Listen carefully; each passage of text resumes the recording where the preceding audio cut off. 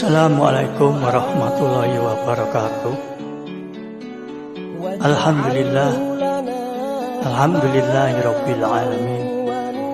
Wassalatu wassalamu asrafil anbiya'i wal mursalin. Asyhadu an la ilaha illallah wa asyhadu anna Muhammadin. Allahumma sholli ala Muhammad wa ala alihi washabihi ajmain. Teman tunanetra muslim di mana saja berada, saya akan memberikan bimbingan baca Quran Braille bagi teman tunanetra muslim yang belum bisa baca Quran Braille. Quran Braille, Quran yang ditulis dengan huruf Braille. Sistem penulisan dan membacanya berbeda dengan Quran yang lain. Quran Braille diterbitkan sejak tahun 1950-an di Yordan dan dikembangkan di Indonesia sejak 1960-an. Maka teman tunanetra muslim, mari kita ikuti bimbingan baca Quran ini. Sebelum kita mulai bimbingan baca Quran, saya mengingatkan bahwa kita harus selalu istighfar kepada Allah Subhanahu wa taala agar mendapatkan ampunan, rahmat dan ridhonya. Dan kita harus selalu bersolawat kepada Rasulullah SAW agar menjadi umatnya yang disayang. Kita lanjut bimbingan yang ke-11. Bimbingan yang ke-11 ini tentang mad iwad. Apa yang dimaksud dengan mad iwad? Mad artinya panjang, iwad artinya ganti atau mengganti. Nah, di sini ada 3 macam hukum mad iwad, yaitu apabila ada tanwin, fathah tanwin maksud saya, fathah tanwin yang berhubungan atau yang bertemu dengan huruf hijaiyah. Yang kedua, harokat tanwin yang bertemu dengan hamzah. Kemudian yang ketiga, fathah tanwin yang bertemu dengan ta marbuthah. Nah, mari kita bahas satu persatu. Yang pertama adalah harokat fathah tanwin yang bertemu dengan hamzah. Apabila ada fathah tanwin yang bertemu dengan huruf hijaiyah. Jadi yang pertama huruf hijaiyah ya. Apabila ada harokat fathah tanwin yang bertemu dengan huruf hijaiyah, maka tanwin cukup dibaca pendek saja. Misalnya aliman, aliman, tulisannya a, ain fathah, li, lam ya, man. Mem fathah tanwin, alif. Kemudian yang kedua hakiman, hakiman, hakiman, tulisannya hak fathah, kaf ya, man, mem fathah tanwin, alif. Nah, tetapi untuk fathah tanwin ini apabila waqaf atau berhenti, maka fathah tanwin dibaca 1 alif atau 2 harokat apabila waqaf atau berhenti.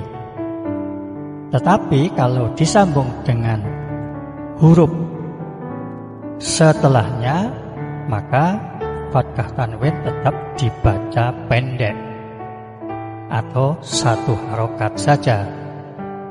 Misalnya haliman, hakimah. Karena kalau hakimannya ini jatuh waqaf atau berhenti, maka menjadi hakimah. Dan sebelumnya tadi ada aliman, maka dibaca aliman hakima. Nah, untuk selanjutnya begitu ya. Jadi kalau ada fathah tanwin yang bertemu dengan huruf hijaiyah, apabila berhenti atau waqaf dibaca 1 alif atau 2 harokat. Tapi khusus penulisan fathah tanwin yang berhubungan atau yang bertemu dengan hamzah, bertemu dengan huruf hijaiyah, maka itu pasti atau harus disertakan alif. Contohnya tadi aliman, ini pakai alif ya. Mim fathah tanwin alif. Hakiman, ini juga mim fathah tanwin alif. Kemudian jalilan ini juga menggunakan alif. Kalau jalilan yang jalilan kalau hanya ini menggunakan lam alif, tidak usah menggunakan alif lagi. Lan cukup lam alif fathah tanwin. Tapi kalau berhenti jadinya jalila, itu ya, bukan jalilan. Jalilan itu kalau masih ada hubungannya atau masih ada lanjutnya. Tapi kalau berhenti atau waqaf menjadi alif. Jalila, khafifan. Nah, kalau berhenti khafifa. Nah, gitu. Ini fathah tanwin yang bertemu dengan huruf hijaiyah, pasti penulisannya disertai alif. Dan kalau waqaf yang dibaca alifnya saja atau fathah tanwin diganti alif. Sekarang yang kedua, fathah tanwin bertemu dengan hamzah. Nah, sekarang hamzah ya. Tadi keliru aja ya. Tadi yang pertama itu huruf hijaiyah, yang kedua adalah hamzah. Nah, penulisan fathah tanwin dengan hamzah ini tidak usah menggunakan alif. Ya, mengaturannya begitu nggih. Nah, kalau dibaca lanjutan, maka fathah tanwin dibaca pendek, misalnya syai'an.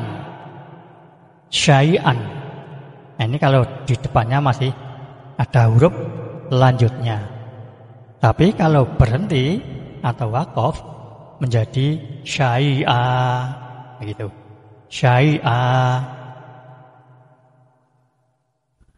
Nah, jadi untuk hamzah tidak usah menggunakan alif, cukup syai'a, syai, shin, fathah, ya sukun, kemudian hamzah fathah tanwin.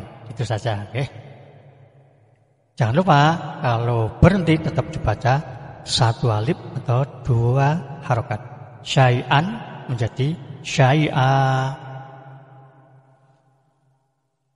Sekarang kita lanjut yang ketiga, yaitu mad iwad yang ketiga. Kalau artinya tadi ya fathah tanwin diganti 1 alif, itu namanya mad iwad. Artinya dibaca panjang 1 alif atau dibaca panjang 2 harokat. Fathah tanwin diganti 1 alif, artinya mad iwad itu ya. Mad panjang, iwad ganti. Jadi fathah tanwin diganti 1 alif atau 2 harokat. Nah, sekarang yang ketiga yaitu fathah tanwin bertemu dengan tak marbuthah.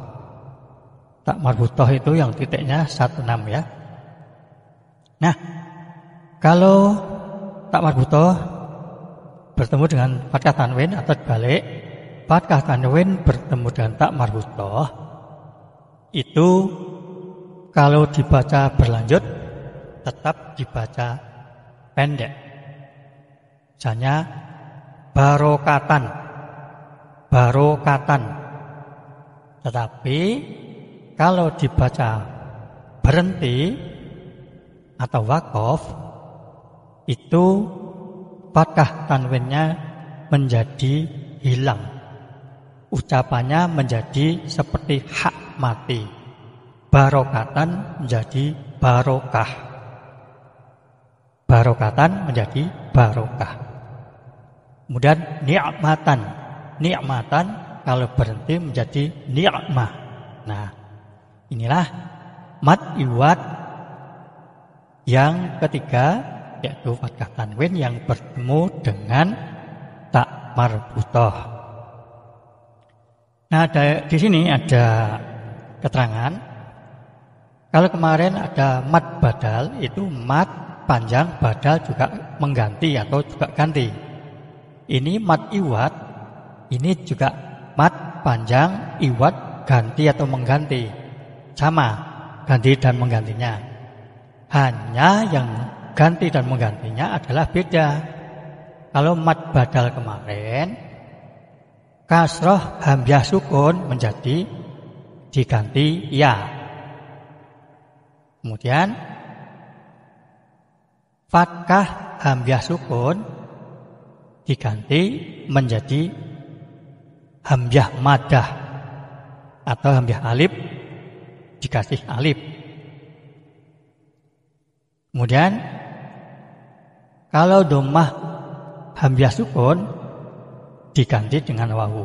Nah, ini bedanya mad badal. Mad badal itu hanya hamzah diganti harokat.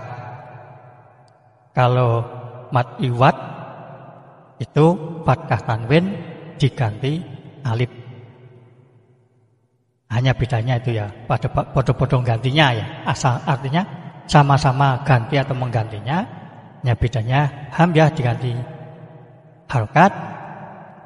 Kemudian untuk mad iwad fathah tanwin diganti dengan alif. Nah, kiranya ini dulu saja tentang mad iwad. Hanya inilah kemampuan saya, dan apabila tidak berkenan, mohon maaf yang sebesar-besarnya. Wassalamualaikum warahmatullahi wabarakatuh.